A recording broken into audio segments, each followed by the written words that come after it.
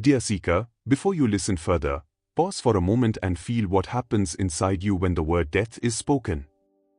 Notice how the mind tightens, how images arise uninvited, how the heart searches for certainty. This fear is not accidental, it has followed humanity from the beginning of thought itself. Yet let us look closely and honestly. Are you truly afraid of death, or are you afraid of losing the idea of me? You imagine a future moment when the body stops breathing, when the world continues without your presence, and the mind recoils. But this imagined moment exists only as a thought appearing now. The body you fear losing is already changing every second, and the mind that trembles is itself fleeting. When seekers approached Ramana Maharshi with questions about death, he did not offer comfort through belief or hope of survival. He pointed directly, gently, and fearlessly to the root illusion, the assumption that you are the body and the mind. Dear seeker, if you were truly the body, you would have died many times already, for the body you had as a child no longer exists. If you were truly the mind, you would vanish with every pause between thoughts. Yet something remains, silently aware of change, fear, and even the question of death itself. This video is not about denying death, escaping it, or decorating it with spiritual ideas. It is about turning your attention to what has never been born and therefore cannot die. Stay with this inquiry patiently, dear seeker, and you may discover that the peace you seek after death is already present before it. Dear seeker, let us begin at the very foundation of this inquiry, because clarity here removes much confusion later. You say, I will die, but pause and look carefully at this statement. What is this I you speak of so confidently? From childhood you have said, my body, my thoughts, my feelings. The very language you use reveals a hidden truth, that which is owned cannot be the owner. The body is seen, touched, measured, named, and eventually buried. Yet you, dear seeker, are the one who sees the body, who feels its sensations, who knows its changes.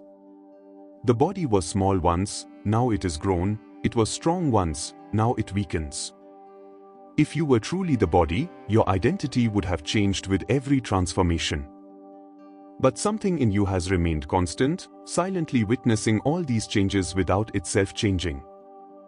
This is why Ramana Maharshi repeatedly reminded seekers that the body is an object appearing in awareness, not the self. Death, then, belongs to the body alone, just as hunger, fatigue, and illness do. When the body sleeps, the world disappears, yet you do not fear that disappearance, because you intuitively know you will remain. In the same way, dear seeker, the disappearance of the body is only the disappearance of an object in awareness. The fear arises only because the mind falsely assumes, I am this body. When this assumption is gently questioned, not argued with but observed, its grip loosens. You begin to sense that the self you truly are was never born with the body and therefore cannot perish with it. This understanding does not come as belief, but as quiet recognition, and with it arises a natural easing of the fear of death. Dear seeker, now turn your attention inward and observe the one who is aware of all experience. Thoughts appear and disappear like clouds, emotions rise and fall like waves, and sensations in the body come and go without asking your permission. Yet throughout all these changes, there is a silent presence that knows them. This presence does not announce itself, yet without it nothing could be known. When fear of death arises, it too is seen. Ask yourself gently, if fear is observed, can it truly be what I am? Ramana Maharshi pointed seekers again and again to this simple but radical truth: you are the witness, not what is witnessed. The body is perceived, the mind is perceived, and even the sense of individuality is perceived, but the perceiver itself cannot be perceived as an object. Dear seeker, the witness does not grow old with the body, nor does it become anxious with the mind. It does not need protection, because it is not a thing that can be harmed. Death appears terrifying only to the imagined person, the collection of thoughts that claims ownership of the body. But when attention rests in the witnessing awareness, fear begins to dissolve naturally, without effort or suppression. You may notice that awareness remains unchanged whether the body is at ease or in pain, whether the mind is calm or disturbed. This unchanging presence is what Raman referred to as the self. It was present before the thought of death arose, and it remains present even when that thought subsides. By recognizing yourself as this witness, dear seeker, you step out of the stream of fear and rest in a quiet certainty that what you truly are cannot be threatened by death. Dear seeker, let us now meet the fear of death directly, without turning away and without trying to comfort it with beliefs. Notice how death appears to you. It does not arrive as an experience happening now, it appears as an image of the future, a mental scene projected by thought. One moment the mind imagines darkness, the next it imagines pain, loss, or non-existence. These images feel powerful, yet they exist only as thoughts arising in the present moment. This is why Ramana Maharshi spoke with such simplicity and precision when he said that death is a thought. He did not mean that the body does not end, but that the fear you suffer is created by believing a thought about the future. Dear seeker, look carefully. When this thought of death arises, to whom does it arise? It arises to the sense of me. But when you search for this me, you find only more thoughts, more sensations, more images, all of which are seen. The one you fear will die cannot actually be found as a real entity. It is only an assumption repeated so often that it feels solid. Stay with this inquiry gently. Do not argue with the mind or try to push the fear away. Simply observe that the thought of death comes and goes, just like every other thought you have ever had. When it goes, you remain. Even while it is present, something in you is calmly aware of it. That calm awareness is untouched by the story the mind is telling. Dear seeker, this is the turning point. When death is seen as a thought rather than a fact about the self, its grip weakens. The mind may continue to produce images, but they lose their authority. You begin to understand, not intellectually but experientially, that what you truly are is not moving toward death. Only a thought claims that fate. And thoughts, however convincing, have no power over the silent awareness in which they appear and disappear. Dear seeker, now let us speak of practice, because understanding alone does not dissolve fear unless it is lived. When fear of death arises, the usual habit of the mind is either to run away from it or to cover it with comforting ideas. But Ramana Maharshi offered a far more compassionate and effective approach. Turn toward the fear and inquire into its source. Sit quietly and allow the feeling to be present without resistance. Do not label it as good or bad. Simply notice that fear is appearing as a sensation in the body and as thoughts in the mind. Then, very gently, ask the inward question, who is afraid? Do not look for an answer in words. Let the question turn your attention back toward the one who is experiencing the fear. You may notice the mind responding with habitual answers such as, I am afraid, or this body is afraid. But instead of following these responses, ask again, who is this I? Each time the mind produces an image, a memory, or a sensation, recognize it as something seen. Whatever is seen cannot be the seer. Dear seeker, this inquiry is not meant to exhaust the mind but to exhaust its false assumptions. When pursued patiently, the sense of a solid, fearful individual begins to loosen. There may be moments when the mind falls silent, even briefly. In that silence, fear cannot survive, because fear requires a thinker to sustain it. Do not try to hold on to this silence or repeat it as an experience. Simply notice that it is natural and effortless when the false I is not being fed. Over time, as this inquiry deepens, the fear of death loses its intensity. It may still arise, but it no longer feels personal or overwhelming. You begin to see it as a passing movement in awareness, not as a threat to your existence. Dear seeker, this is the grace of self-inquiry. It does not promise immortality to the body, but it reveals the timeless peace of the self, in which the question of death no longer troubles the heart. Dear seeker, the highest understanding reveals itself not in words, but in the way one meets life's final moments. When the body of Ramana Maharshi grew weak and illness overtook it, those around him were filled with sorrow and fear. They looked at the body and said, "Bhagwan is leaving us."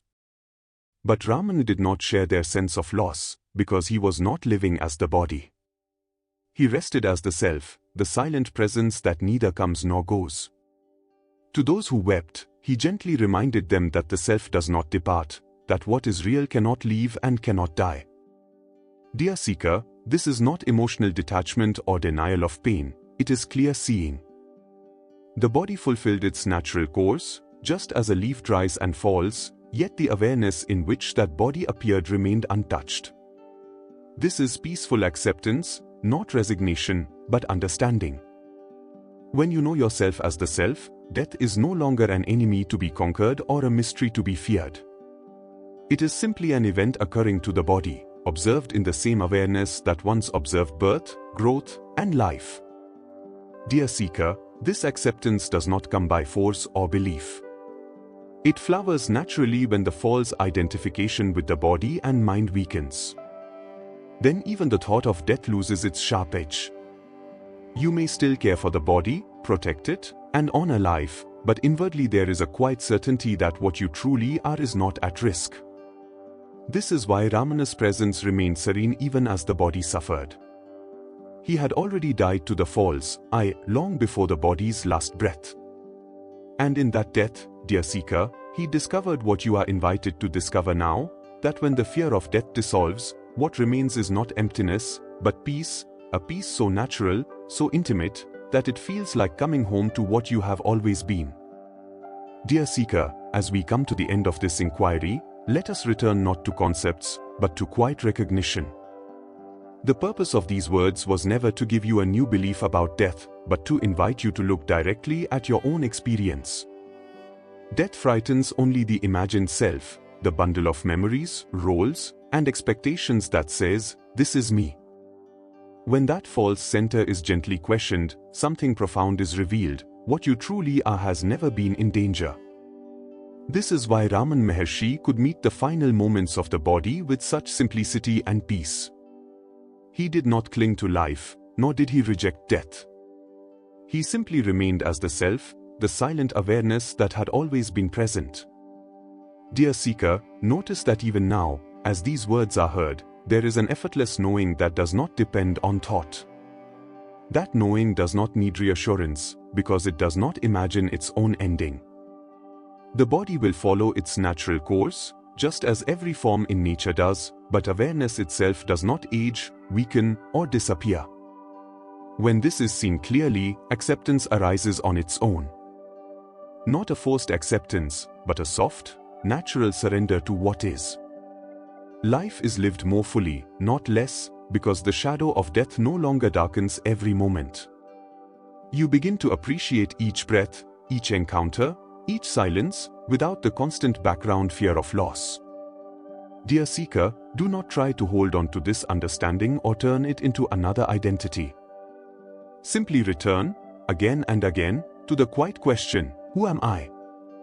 Let this question guide you inward whenever fear arises. In time, you may discover that what you were seeking, safety, continuity, peace, was never missing. It was only overlooked. As this video ends, do not rush away.